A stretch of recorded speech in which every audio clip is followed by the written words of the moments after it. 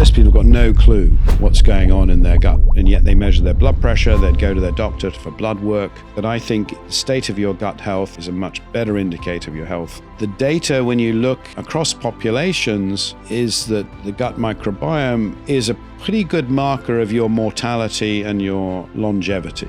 The way to really develop your gut microbiome is to just give it the full range of fertilizers, these prebiotics. You can live into your 90s or 100s in a healthy way. If you pick a really healthy partner, some of that's going to rub off onto you. And if you pick a really unhealthy partner, some of that's going to rub off onto you. Those microbes are going to be migrating. Microbes in general are chemical factories. What sort of chemicals would they be producing to have these effects? Tim Spector, MD, is a professor of epidemiology at King's College London. He's a best-selling author of The Diet Myth, Spoon-Fed, and Food for Life. He's the scientific co-founder of Zoe, the science and nutrition company. With a focus on cutting-edge science, Tim stands at the forefront in his field. He's considered to be the original pioneer of microbiome research, and he's among the top 100 most cited scientists in the world. All right, I'd love to start off by talking about how our gut microbiome impacts weight loss and weight gain. This is one of those subjects that I call it an epicaloric controller, right? It's kind of above this calories in, calories out paradigm. Our gut can impact our metabolism and specifically our weight gain and weight loss. Let's talk about that a little bit. Okay, well, the truth is we don't have all the answers. And this research has been going on in this area for about 10 years now. And it started with what seemed to be very clear-cut results, that you could manipulate the gut microbes, find the gut microbes that you don't find in, that are rare in obese people and plentiful in skinny people. And you take those microbes, and there are a couple of them. One of them is called Christensenella, another one Oscillospira, and then you transplant them into mice. And if they've got those preventive microbes, it stops them gaining weight when you overfeed them. And that was an experiment we did with a group in Cornell over 10 years ago. And so at that time, everyone thought this is really exciting. You know, all you need to do is sprinkle a couple of these microbes on top of your cornflakes in the morning, and you're not going to gain weight. But as usual in science, it turns out to be a bit more complicated than that. And several companies have gone bust trying to come up with a magic sprinkle that they could incorporate into food, thinking there were these one or two microbes on their own that would do the job.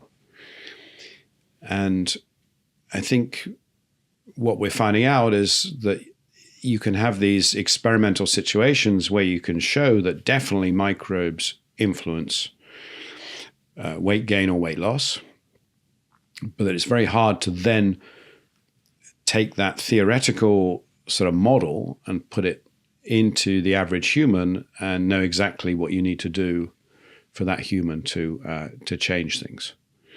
So I think some of that hype 10 years ago about gut microbes being the sort of panacea for weight loss and having these massive effects, and all we need to do was, you know, get the magic sprinkle right or get a poop transplant from someone skinny and our life would be transformed, have actually not padded out.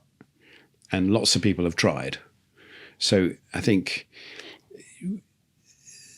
so this is why I'm giving you a longer answer, that it seemed like it was going to be dead easy 10 years ago, and it's turned out not to be the case. And so it is much more complicated. And we're finding out there's many more microbes that are involved in this whole process than just one or two. And we also know that all of us have a unique set of gut microbes. So that if I added a couple of skinny microbes to your gut health from mine, they might not work because your community is going to be different to mine. Yeah. So I think the whole thing has got much more complicated. We realize there is some control mechanism, but perhaps it's not as clear cut, not as black and white. Not, you can make someone obese, you can make them lose weight instantly just by transferring a few of these microbes around. And I think this has been borne out. There have been, I think, at least 10 studies now of transplanting microbes from one human to another in people with diabetes or obesity, and the effects are pretty minimal, because there were people going to private clinics trying to get their sort of gut makeover, and they've generally failed to impress. You can't really reverse diabetes this way, and you're getting only minor changes in body weight. Although some suggest that the internal body fat might be the thing that's changing more than the total fat. So this is the visceral fat that's around your organs, your liver, your stomach, etc. So that's a very broad view of where we are. And we're still trying to understand the various mechanisms by which this occurs. We do know, for example, that some microbes, microbes in general are chemical factories. Mm-hmm. So you've got to start thinking of, when you think about how do they work, you're trying to think, well, what sort of chemicals would they be producing to have these effects? And we do know that some microbes, for example, can produce GLP-1 like drugs. Mm-hmm. These are the drugs implicated in Ozempic and Wegovy, etc. And therefore, people have been developing probiotics that have these slight GLP-1 like effects. And up to now, yes, they've shown that they have these effects. They haven't shown that they're big enough to make a big difference. Okay. But again, it's showing the potential of the gut microbiome to do all kinds of things by manipulating the chemicals in your body, which then would affect your metabolism in beneficial ways. So I think the general feeling is that the gut microbiome as a whole, if it's healthy, it's going to be sending out the right chemical signals to balance your metabolism and make it harder to gain weight. But at the same time, we don't yet know enough to sort of have a magic bullet treatment that's going to suddenly say, okay, I can give you this fantastic probiotic or prebiotic or transplant that's going to suddenly make you lose 20 pounds. I think that's the key difference here. But it is interesting how many of these gut microbe-centered products do have effects on appetite. And I think this is what we learned from the GLP-1 drugs, the Wegovys, etc., is how important for weight loss these brain signals are rather than general metabolic rate, etc. So that's something that came out of genetics as well. I was studying genetics of obesity for about 15 years, and we kept looking for these metabolic genes, but actually the ones that kept coming out from the gene discovery was always brain genes, brain chemical genes. And I think what we've discovered a bit by chance through the discovery of these diabetes drugs that also cause weight loss is that their main effect is on the brain, not on, some key form of metabolism.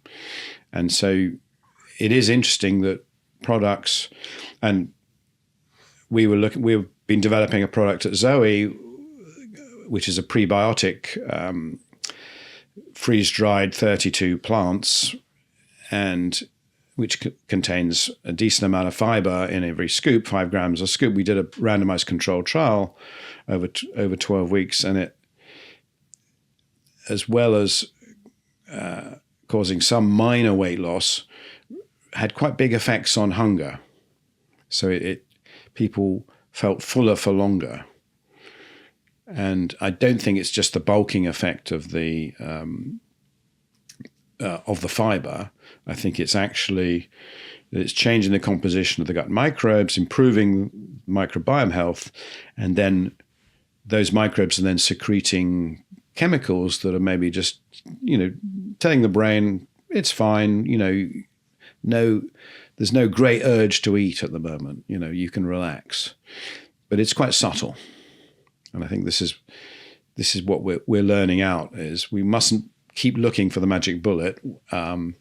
It's a series of small changes that get you to these places. And these are things that have to be done daily rather than, one shot wonders.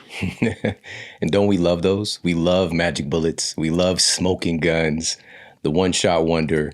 And I love this already because you started off by sharing the truth, because we were looking for the quote fat bacteria and the skinny bacteria. And if we just target these, and previous to that, as you mentioned, it was looking for the fat gene. If we could just find this fat gene, turn it off, get rid of it. And what about the skinny genes, right? And I'm not talking about the ones that people wear, but like the genes that make up who we are and have all of this data, basically. And that's the key, is that there's such a diversity of data, and how it all interacts is going to be unique to me, unique to you, all the environmental inputs. And so, yes, these bacteria absolutely have an impact on our metabolism. But there are all these other factors. So we've got all these strong associations. And one of them, this was a really fascinating study, and it was published in the International Journal of Obesity.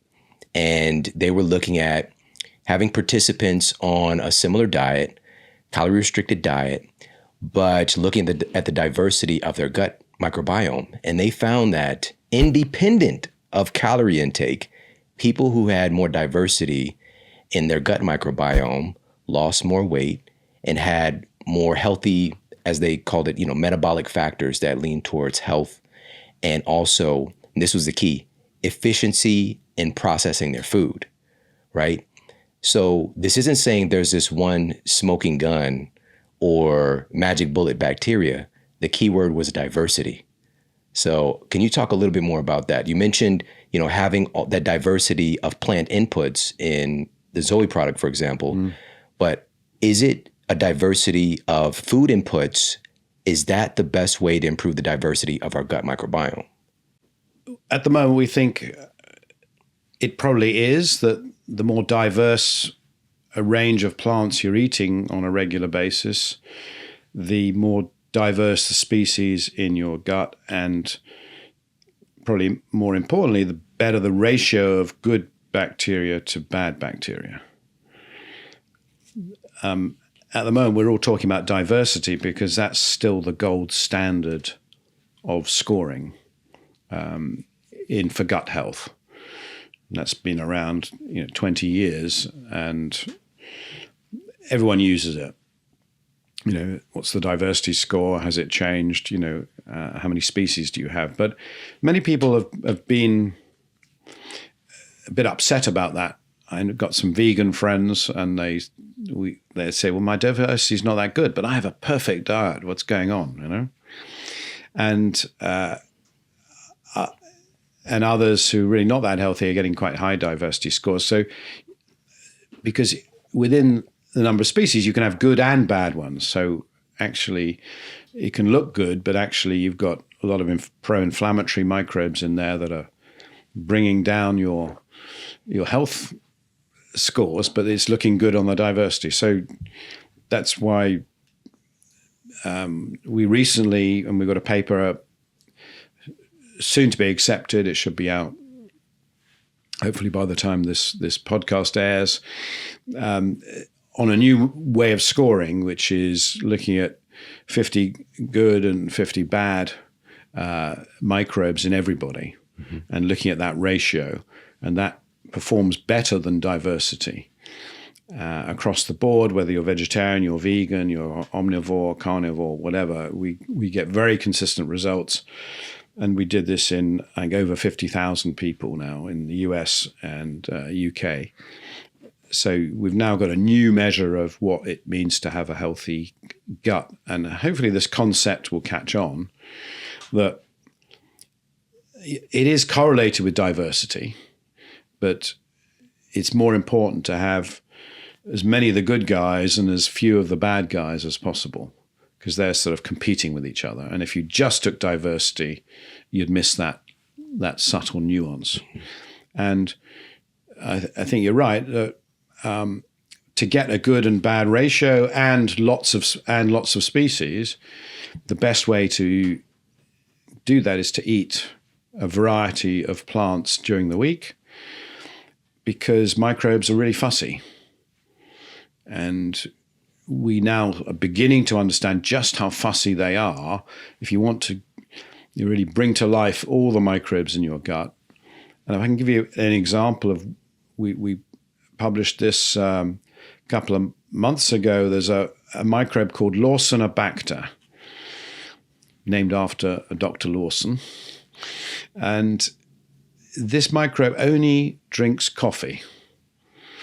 Okay, so it hangs around in all of us because, in the US, everyone's drinking coffee. Even if you don't drink coffee, I'm not sure you drink coffee, do you? But you're surrounded by coffee drinkers, right? Who are breathing fumes, and there's coffee molecules all over the place. You go past a Starbucks or wherever, you can't get away from it. So you've got little sort of resting spores of Lawsonobacter in your gut, not doing anything. They're just hanging around, waiting for you, by chance or not, to drink some coffee. And when you do drink it, they will increase tenfold in amount. And that's what we see, in the average American gut. We can see who's a coffee drinker and who isn't. Mm. But you can't tempt it with green tea or anything else, right? It's just not going to grow. So that was the strongest correlation we saw in the Zoe database. And it just brings home just how niche some of these things are, right? And why you need to be eating this magical 30 or more plants a week to give yourself that diversity and richness in your gut microbiome, including more good guys than bad guys, so that rich diversity gives you that rich diversity of chemicals. Because all of them, just like, this Lawsonobacter, once it's, it'll produce certain chemicals, breaking down the coffee, getting the chlorogenic acid off there and doing all kinds of weird stuff, and possibly contributing to why coffee is good for your heart through these mechanisms. But if you just try and imagine, thousands of examples of this microbe doing different things, waiting for you to have, I don't know, some pawpaw or some mangoes or some monk fruit or things that you don't normally have. And it's saying, aha, I'm going to wake up now. And, when's Shawn going to eat some seaweed? I'm really desperate for some seaweed. So this is how we're seeing the way to really develop your gut microbiome is to give it the full range of fertilizers, these prebiotics. And once you do that, then you're going to have this really important armory that's going to protect your body against weight gain. And as you said, get these efficiencies in the system so that it can deal with anything, and it can deal with you having a night out, drinking too much, having some burgers, much better than someone who hasn't got that baseline. And it'll still be okay the next day as long as you don't keep doing it. It'll be fine. And so each month we're learning something new about the microbiome, which slightly changes our view of the science and what's important and what isn't. And again, to your idea, it's moving away from the magic bullet to this much more holistic view of how we need to treat our guts. And just realize that each microbe is sacred. I mean, it wasn't the Monty Python say each sperm is sacred, but you can cut that bit. But there was. I think that's really cool when you and we're just tip of the iceberg now. Now we've got over 200,000 samples. We can start to drill down into all these foods and work out, for each type of seed or nut, which microbes is that feeding, and then start to personalize what ones you need to add to your diet to boost those guys. So I think we're really at a new phase. So the stuff I was doing 10 years ago with these fat and skinny microbes was showing the principles. But it turns out that when each year we get even better at sequencing these gut microbes, we find even more. Those guys that were top of my list back then, 10 years ago, they barely make the top 50 now. So there's lots of other ones that are more important for our regulating fat and metabolism, but we don't even have a name for them yet. Yeah, we don't know how to grow them. I don't think we can see their genes, but we're still a way off yet making that into a magic bullet. This is so fascinating. We've got bacteria that love to drink coffee. That's what they do. They just sit around and sip coffee. And now my question is, you mentioned that the ratio can be exceedingly higher in certain people who are regularly consuming coffee. And so I'm curious if folks, for example, that don't necessarily drink coffee, but you mentioned it being in the environment, right? So maybe you don't drink coffee, but your partner does. And you're lip locking with them a lot, you're around them. Is there going to be an exchange of certain microbes that are above the control of just what you're eating? Absolutely, yes. So this is what this study of the coffee microbe has shown us, is that countries that don't have any coffee, traditionally there's no culture of coffee drinking. Someplace in Africa we looked at, there's none of these microbes in anyone. And other places like Europe or the US, where maybe half the population drink coffee regularly, you see it in everyone, after they've been born. They're not born with it. Infants don't have it, but by about 3 years old, they've started to acquire it just by, being around parents who drink coffee. And this is really interesting because it really tells us how other microbes are being passed around, and explains why when you do studies of sharing households, you see greater sharing of microbial strains. And we did a big study on this with my great colleague Nicola Segata in Italy, looking at all kinds of nuclear families, cohabiting, boyfriends, girlfriends. We had twins living together for a certain point of time. And all of them showed that the closer that the family were living, the more they shared certain strains of their microbes. And so clearly there's a lot of crosstalk going on, even if you're not drinking or eating exactly the same food. So we think that, it's real. So the moral of the story is, if you pick a really healthy partner, some of that's going to rub off onto you. And if you pick a really unhealthy partner, some of that's going to rub off onto you. So, pick your family and partners well, because those microbes are going to be migrating. Wow. There's some invisible change taking place. Exactly. A lot of it is, we can't see these microbes, and they are all around us. And you can acquire these good ones. I mean, most of the studies show it's slightly easier to acquire good ones than bad ones, which is sort of good news. But it sort of means if you're cohabiting with some fit, healthy, skinny person, then actually that's a beneficial thing for you. And that's kind of cool. And we did see these trends of twins living together, and then we looked at them, 5, 10, 20 years later, and they do lose some of it as you stop living together. But so we do share microbes, and there's some evidence we share it with our dogs as well. But also, probably more so with our partners. Yeah, I was going to ask you about that, about pets. some data with people that have pets have more diversity and things like that with their microbes. Yeah, the data's still not brilliant, but there have been a few studies suggesting that having a dog in the house gives you extra microbes, and you do share them with a dog, whereas you don't seem to share them much with a cat.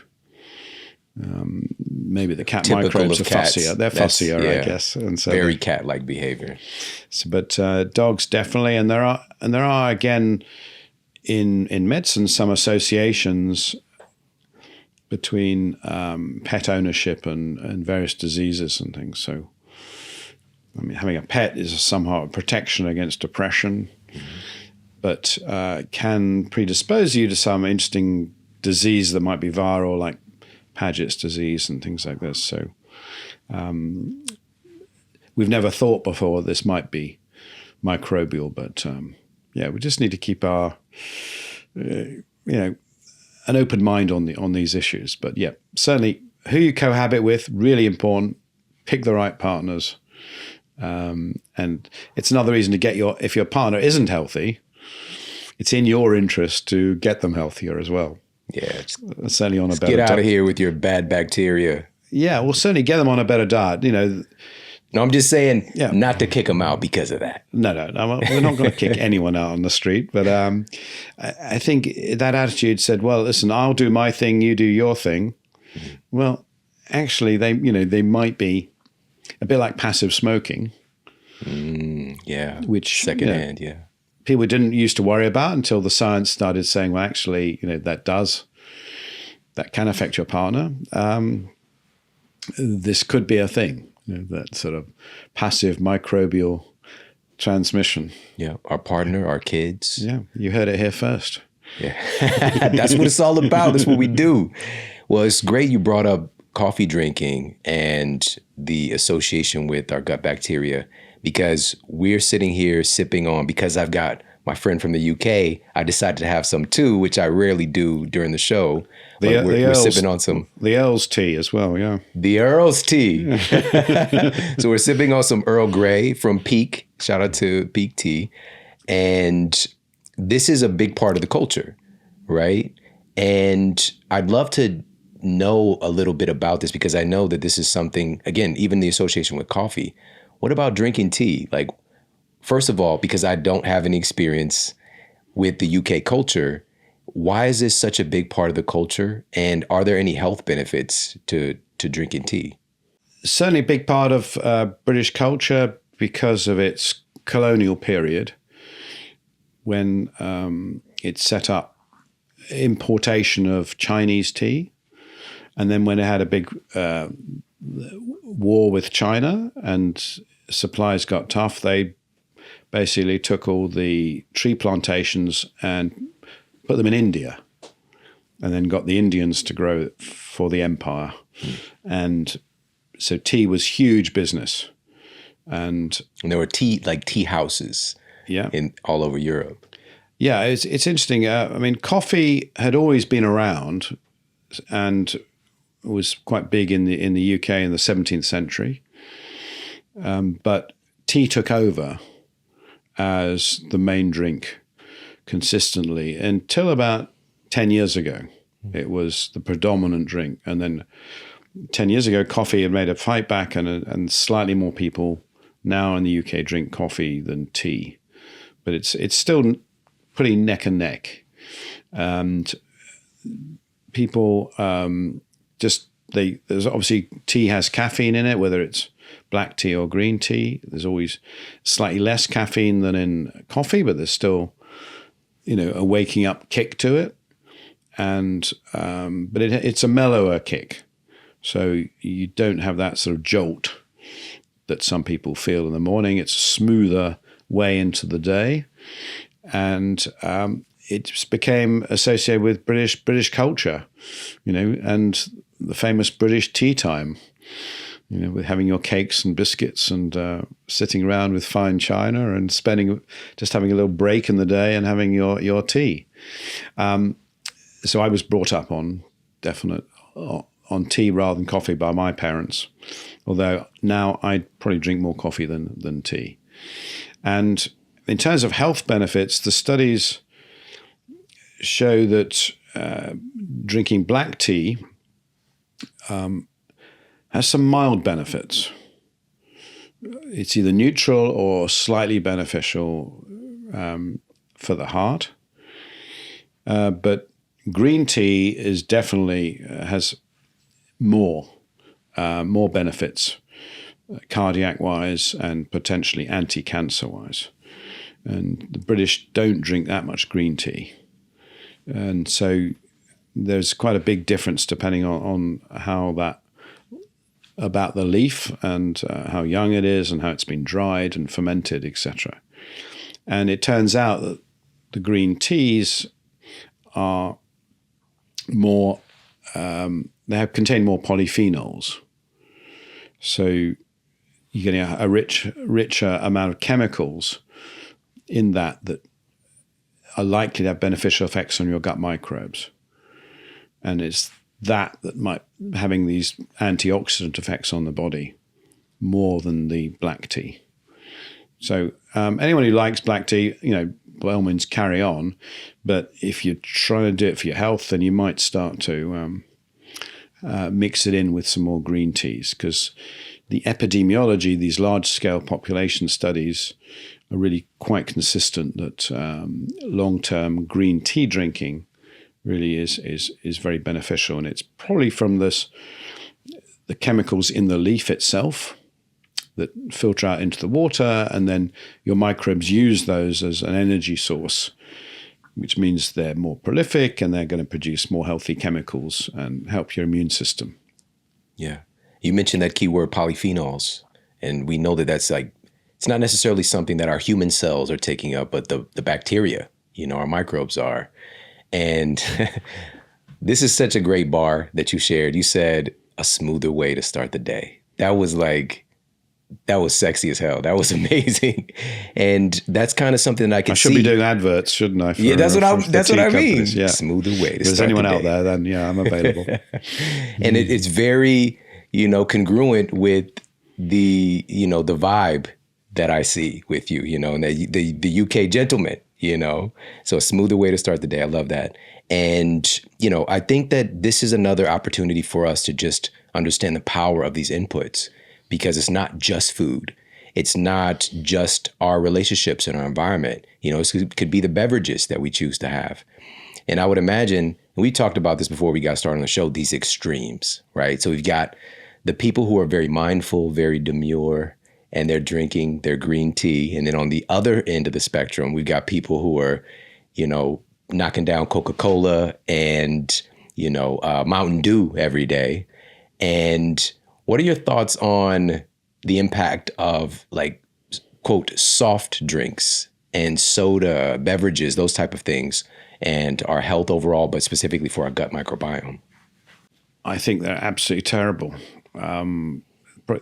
Consistently comes out as the worst thing to be eating or drinking in all the epidemiology studies is the use of these sodas, whether they've got, and it doesn't matter whether it's high protein, it's got added vitamin C, it's got, whatever it says on it. They've generally either got really high levels of sugar in them, or they've got high levels of artificial sweeteners in them. And in different ways, they're both really, really bad for the body. So all the studies around the world show that people who consume large amounts of these sodas are going to get more heart disease, more diabetes, more obesity, and also, interestingly, more mental health problems and that's a fairly new phenomenon. We've started to look at the effects of these ultra-processed beverages on mental health. And yeah, this is absolutely consistent. And yet they disguise a lot of them. I was doing a bit of a sort of podcast tour through some stores around here, and you go to a CVS pharmacy, which is supposed to be where you look for health, and all you see is these cans of sodas and beverages and high protein drinks packed with sugar. And you think it's not surprising the average American's pretty confused when the health stores, are full of the least healthy products. Isn't that ironic? And just, because they stick something like protein. Oh, protein's good for you, therefore the rest of this is going to be good for me. Oh, it's got vitamin C and vitamin B in it. Or That's 0 good. calories. And 0 calories, yeah. It's the magic bullet. Yeah. But of course, we know the effects of these sugars have, which causing sugar spikes and build-up of inflammation and changes in your mood and energy that we weren't evolved to deal with. And we now know that the artificial sweeteners are having perhaps not as bad an effect, but they're still affecting our gut microbes in really disruptive ways that are having some other chemical consequences for our body and changing our perception of food so that we're always seeking to add sugar to it, that you're just ramping up the thresholds. And this is the shocking thing I see, and that it's so hard to get any sort of sodas here that aren't super sweetened.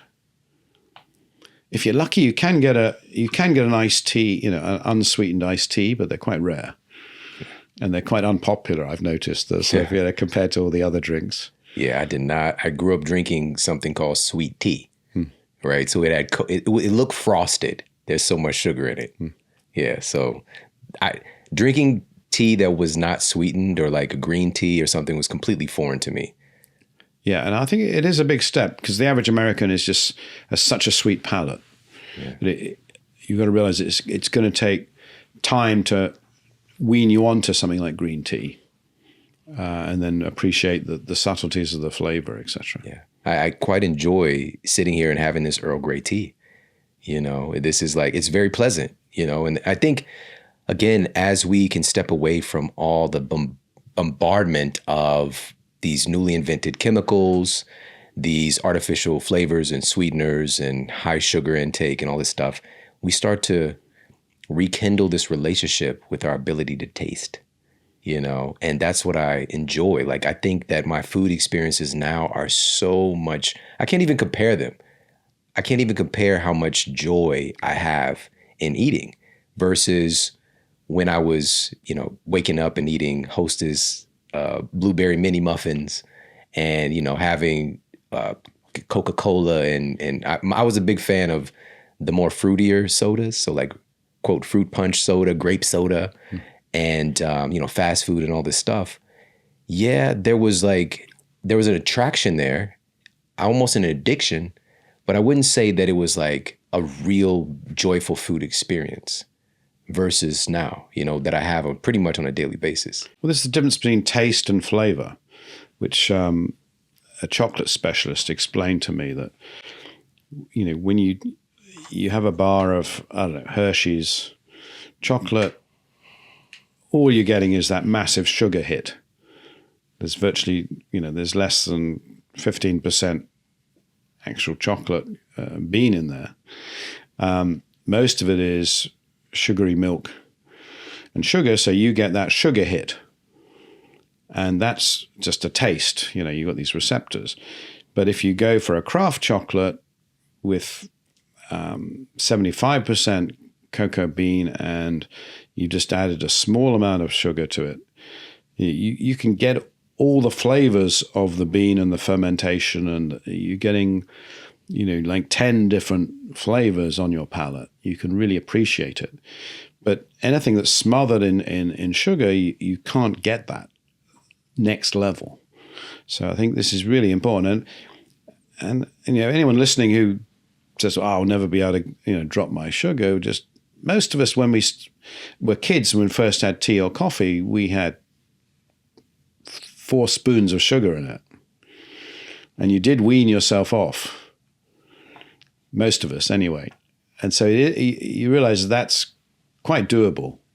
In the same way, if you want to work up from a Hershey's bar of chocolate to, an artisan one, you just do it slowly. You just, 10% at a time. You don't have to go cold turkey. Realize that, but you can shift your sugar preferences. And I think this is really important. And because this is what all children do.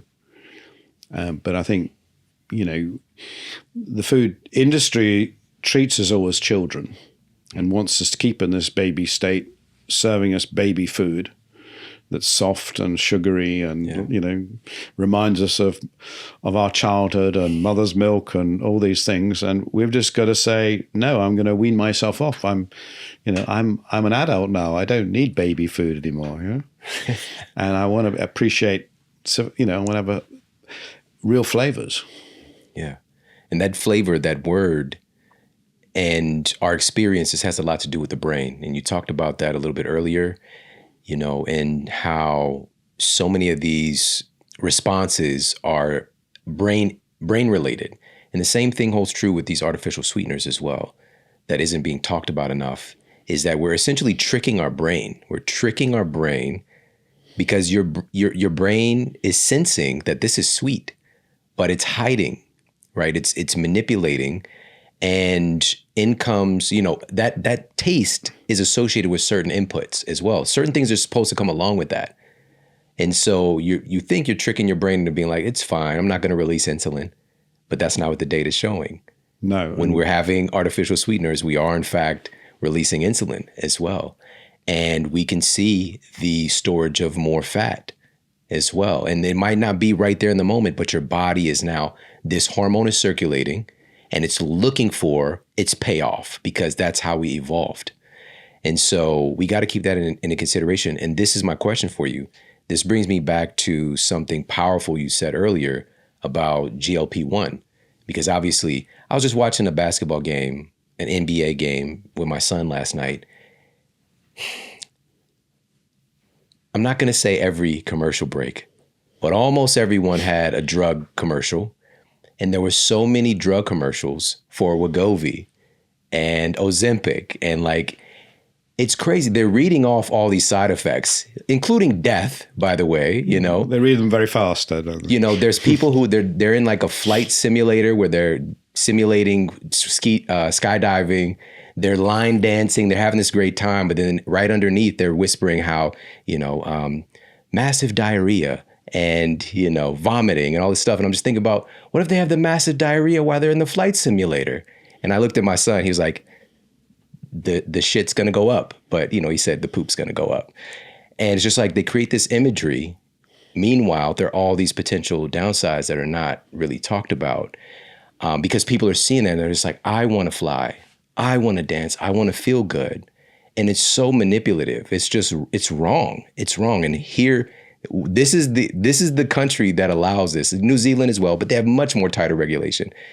They have carte blanche just to make up all this story, basically, this imagery, and meanwhile sell you a drug because they're telling you, instead of your doctor informing you this is going to be a good fit, go ask your doctor.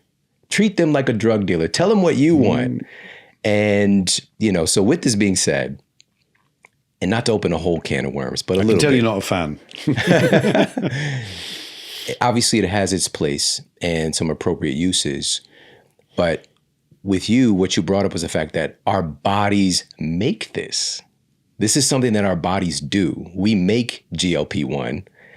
And this has a lot to do with our microbiome and the health of our microbiome. So let's talk a little bit more about this GLP-1 phenomenon. And it's just one of many satiety hormones, as a matter of fact.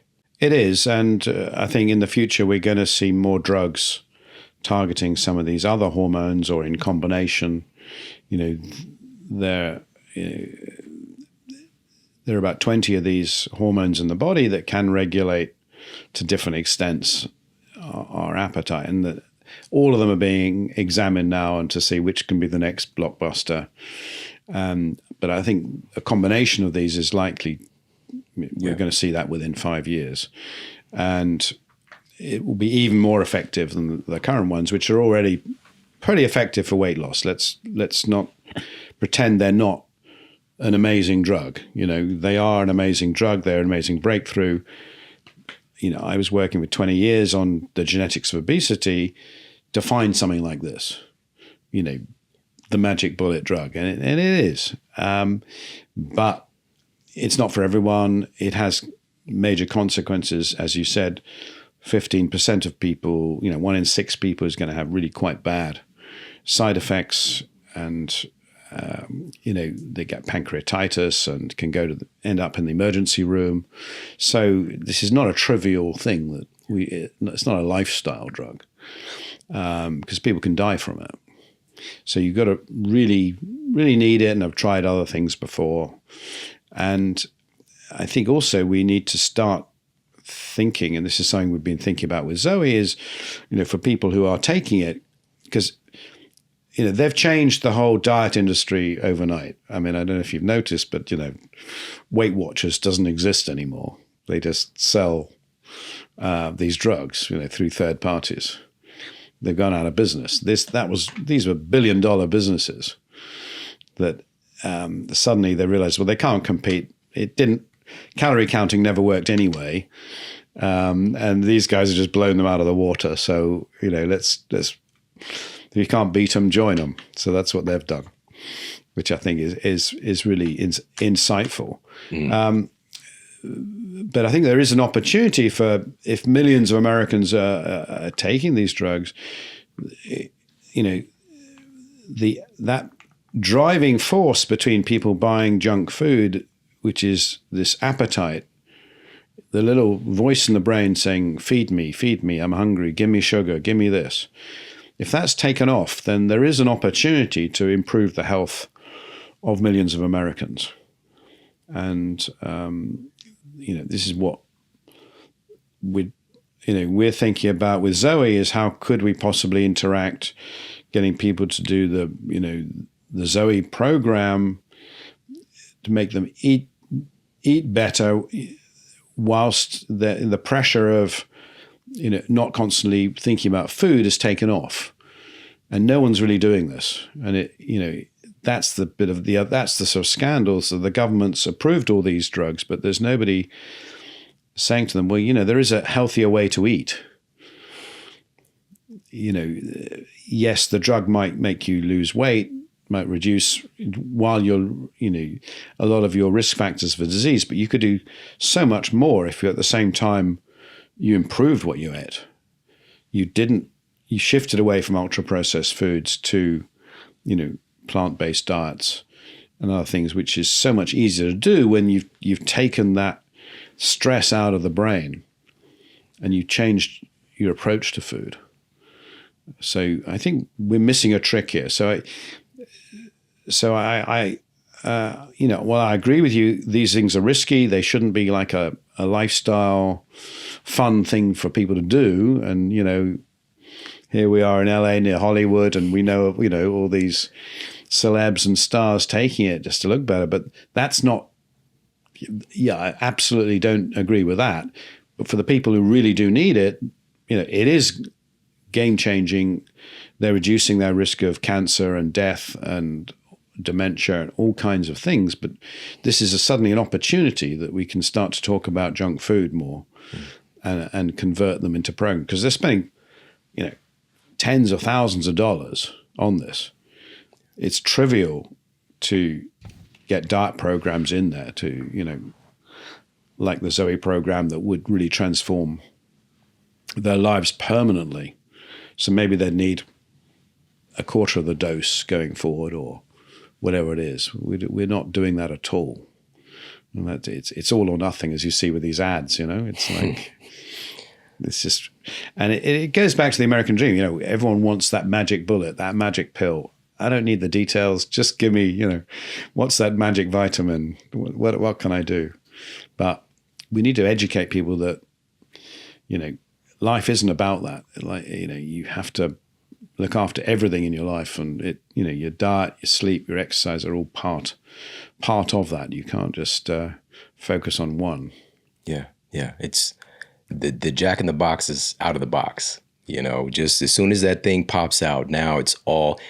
You said something very profound. You said it earlier. You heard it here first. This is another one that there's going to be more than just the GLP targeting medications. And I really see that coming as well, because again, there are all these other components. Actually, in 2020, I had completed a book called Eat Smarter. And, it came out the first week of 2021. It's a massive, massive national bestseller. I'm very grateful to say that. But in the writing of that book, which was about 2 years of research and writing I put into it, I was talking very adamantly about all these different satiety-related hormones, like CCK, GLP-1, adiponectin, leptin. I had no idea that the GLP-1 drugs were in the pipeline. I had no idea, but I just knew that this was something so important in this conversation about health and nutrition that is not getting talked about. And just to give people an insight into what's going on in their body. And there are all these different factors that are working in your favor if you give your body certain inputs that it expects to keep you feeling good. And again, unbeknownst to me, these drugs were coming down the pipeline. But in the book, I shared all these different foods and the data we have on, hey, this actually has this resonance with certain microbes that kind of tinker up or turn up your body's production of GLP-1. We see more satiety when you eat these foods, whether it's like some blueberries or prebiotic fibers, right? The Zoe Daily 30, which we tested and improves your gut microbiome compared to a probiotic much more. So we did this study, and we're doing some other studies to look at the function of those microbes to see if we can show that one of the pathways it acts was because we know it reduces hunger. And GLP-1, we think, by doing genetic analysis, you can look at the function of those microbes that have improved and say, these are the GLP-1 producing guys. Each of them does only a tiny amount, but if you have a lot of them, they can contribute to this. So I think this massive surge in interest in these gut hormones is going to have other effects across science. But I think we're going to find other ways to do this more naturally. And but I think, so I'm cautiously optimistic. I think it'll even itself out. People aren't going to want these side effects, which can be very nasty. So, there'll be a number of varieties. People have choice. There'll be a tablet soon.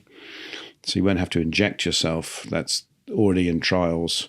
Yeah. And these combination of, so smaller effects, but with affecting two of the hormones may have less side effects than these, than the current ones. Or the whole thing will be personalized, just like with your nutrition, that you'll do some test and you'll say which of these 6 drugs is going to suit you better. So in the one hand, it's depressing that the only advert you see when you're watching a basketball game are these for these drugs. At the same time, it is offering a temporary solution to a major health crisis in the US. And we have to work out how do you switch that round so that you can use it for good. Because I think, there are some people saying we should just say it's terrible, right? You should just say, don't take it. It's terrible. This isn't the way. Everyone should just be, vegan. And that's what we should be teaching. That's putting your head in the sand, right? That's not going to work. So we've got to work with these drugs, realize they're going to be part of our life, for the next 20 years, and see how we can sort of use them for good rather than just for vanity. Yeah, because everything has a cost, and it's kind of like the paradigm you mentioned with CVS, and we can get your prescription here. Meanwhile, you got to walk through a sea of ultra processed foods to get there and to get out of the store. And the same thing with the TV advertisements. Right after that is a beer commercial, and then followed by Taco Bell. They're throwing a little insurance commercial here or there, but you just see this stuff cyclically, and before you know it, we become numb to it. It's normalized, and this is just how it is. And so with this being said, there's a lot of change taking place right now simultaneously. Like, things are on extremes, But then there's also this growing number of people who are becoming much more educated and empowered with their health and making better choices and extending their lifespan. And not just that, their health span as well. And if you could, let's talk a little bit about the connection between our microbiome and our longevity, our health span. Because, again, this is something that more people are thinking about. And there are places all over the planet still where people are living long, healthy lives. But here in the United States right now, we're living shorter lifespans. We're sicker. And this recent meta-analysis, it was 10 wealthiest countries looking at lifespan and disease outcomes and how much we're spending on healthcare. The United States spends by far, and this was Commonwealth Fund, and this was on all the major news sites, by the way, regardless of the political spectrum, all of them were publishing this. But we spend by far. Right now, we're right around $5 trillion this year, and we're projected to hit $7 trillion in healthcare expenditure within the next 5 years. And we're at the bottom, very, very bottom, far at the bottom, as far as our health outcomes of our citizens. We spend the most by far, but we're the sickest. Something's not adding up. And so looking inward, right? Our gut health, our health, and looking at the association with taking care of our gut and living a longer, healthier life. Well, certainly, the reason the US is doing so badly in the charts has got to be due to the standard American diet, the SAD diet. And because you can't really explain it with the other lifestyle factors. Yeah, it might be slightly less exercise, but the sleep not quite as good. But the biggest massive factor is the American diet, the fact that over 60% of all the calories are ultra processed and over 70% in kids. Eating fake foods that we hadn't evolved to eat. And I think that is what's driving the obesity problem, driving the mental health problems, the stunting of growth of the kids. So there's been no increase in height, and it's actually dropped across many, many groups in the US. Because as the body weight increases too fast, you don't get enough time to grow the skeleton, so it reach puberty earlier, and that's why Americans who used to be the tallest in the world in 1945 are much shorter than the average European at the moment. And so this is all diet related. And the healthcare system has its own problems.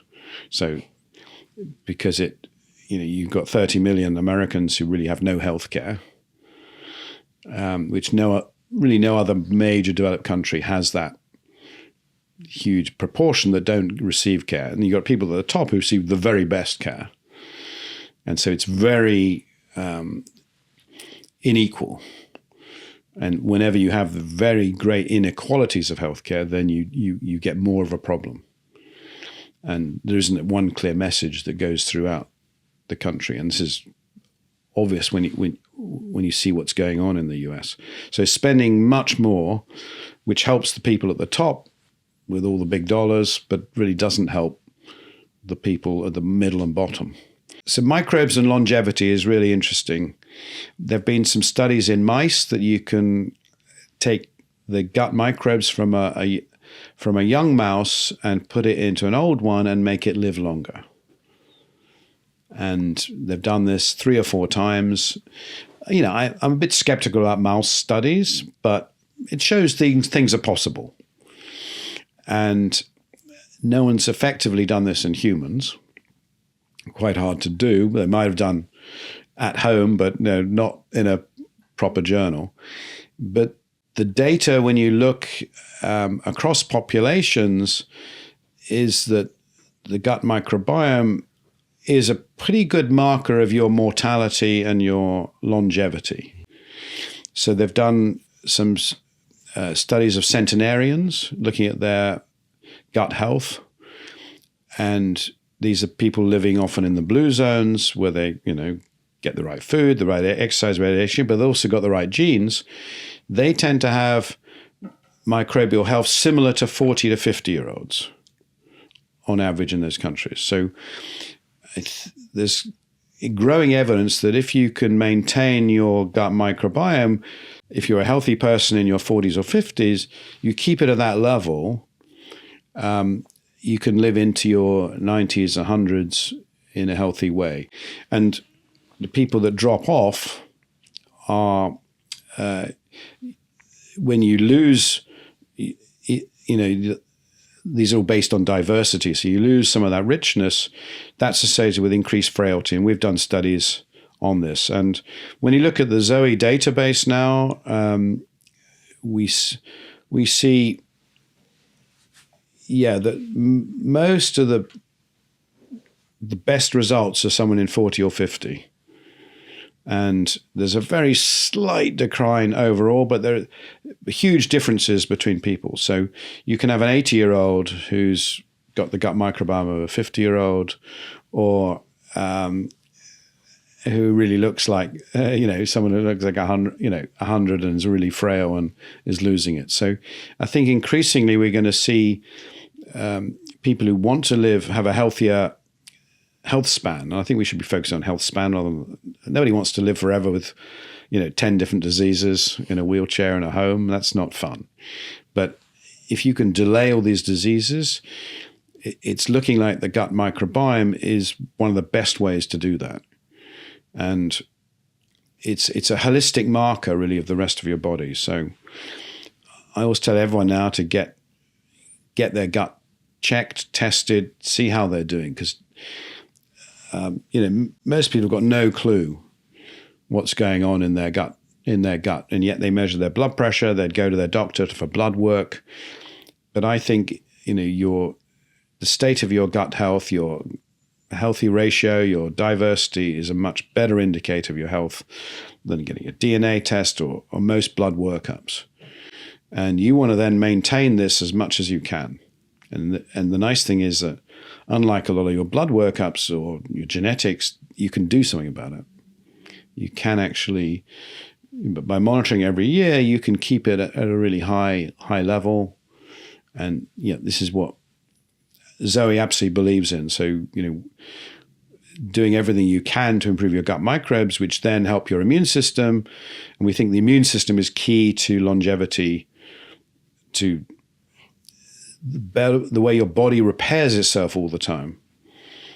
It's fixing stuff.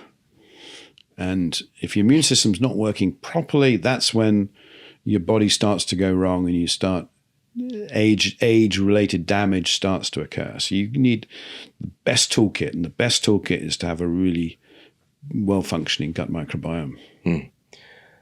So we've already shared with everybody a couple of big takeaways for improving and supporting a healthy gut microbiome.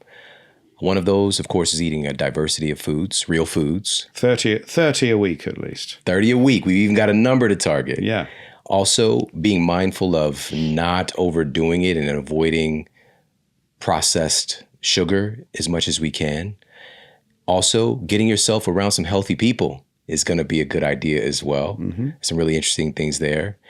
But in closing, if you could, can you share a little bit about how time-restricted feeding can potentially support the health of our microbiome? Yes. Time-restricted feeding or time-restricted eating is where you eat the same food, but you're compressing the time window of eating into probably what our ancestors used to do. So they would generally eat and within a 10-hour time window. And I spent some time with a hunter-gatherer tribe, the Hadza, and you see they don't have breakfast and they don't really eat when it's too dark to eat. So, everything is naturally compressed for them between about, 10 a.m. and 7 p.m. That's about that's when they tend to eat. And that's how our ancestors, how we evolved to eat. That gives a really long time for your gut to recover. So cut out those late night snacks, don't be tempted by the cookie and milk as you go to bed. Really bad idea. And that's because your microbes come out at night and clean up your gut lining. That tidies it all up. the nighttime team is very different to the daytime team. So they're not looking for food. They're just looking for bits of your body that they can tidy up, like giving it a haircut. And the lining of your gut is full of the little sugars on the mucus layer, and they eat those. And having that in really good shape means that you're not getting leakage across your gut barrier. And for reasons we don't understand, it seems to improve your general metabolism and your efficiency. And also, we did a big study with Zoe of 140,000 people doing this. So this is one of the biggest citizen science projects ever. As you know, Shawn, the average study is about 20 people, normally students, usually male, not generalizable. So we asked 140,000 people who were Zoe customers to try time-restricted eating with a 10-hour eating window and a 14-hour fasting period. And a third of them hated the idea. They said, that's not for me. A third of them tried it and sort of half did it. A third of them tried it and loved it. And those third that did it, they're still doing it, a year later. And those people reported less hunger, more energy, better mood. And that's really interesting as well. So it's coming back to the first point about what are the other things you can do. And that possibly, is triggering GLP-1 as well. Through ways we don't yet understand, but it's clearly just, in a way, giving your gut microbes a really good sleep. We all need sleep is crucial for our metabolism, and these microbes also need a rest. So this constant 24-hour, the US idea of snacking 24/7 is like the worst thing you can do for your microbes. They're like on shift work all the time, right? They can't relax. So increasingly, we're seeing this data that suggests that rest is really important. You combine your eating times with your when you're supposed to be awake and you're exercising and doing stuff, and this other time is for rest. And it seems that the microbes also are fitting into our schedule. So yeah, time restricted eating is great, but some people find it hard. So maybe those people, don't go for 14, just go for maybe 12 hours. Most people can do that. And I think it's important to realize we are all very, very different. And that's, the essence of understanding Zoe is all about this individuality and this personalization. So find what works for you. And we mustn't forget fermented foods. I'm a big fan of fermented foods. And in the US, we don't eat enough of those, and there's plenty around if you can find them. I mean, look for them and you will see them. But they're an extra boost for you as well, and they'll really help. So yeah, I think we've covered most of the bases there. And reduce ultra processed food. I mean, it's hard to get to zero when you're surrounded by everything, and we all like the odd treat every now and again. So my view is, don't go for perfection. Go for something you can sustain for years, which means not being perfect. I'm certainly not perfect. I beg to differ. You've talked about Zoe throughout this episode, and if you could share where people can get information, access to Zoe. Sure. So Zoe is a science and nutrition company that offers a program of personalized nutrition based on a home test. You get a home kit which allows you to test your blood sugar response to food with a glucose monitor, your blood fat response to food, and tests your gut microbes. And you get a gut test, get those together, and they give you your personalized scores into an app which you can use to get recipes to eat. You can photo log all your foods. You get your own personalized scores. And people who do this will improve their energy, their mood, their gut health improves. We did a randomized trial of this. No one else does a randomized trial. So, everything we do is backed by science. And they'll just change the way they eat forever. It changes your whole concept of eating. And in addition, we've also got a product that's now out in the US, which we also tested with a randomized controlled trial, was better than a probiotic. It's called Daily 30, and it's a prebiotic fiber that you just sprinkle on your breakfast every day as a routine habit, and that's made of real plants. It's not just green chemicals in a powder. This is real food, and it makes a real difference. So there's many ways people can connect. We also have our own Zoe podcast, purely on nutrition, called Zoe Science and Nutrition. Zoe.com is the website. You can find the podcast, follow Zoe on Instagram or myself on Instagram. They're the ways to keep up with all the exciting science that we're doing. Hey, if you like this video, make sure to check out this video right here. So let's think about the things that can leave an imprint or cause a change to the gut microbiome. And the number one thing is food. And then we can go beyond food and look at other things that exist within our lifestyle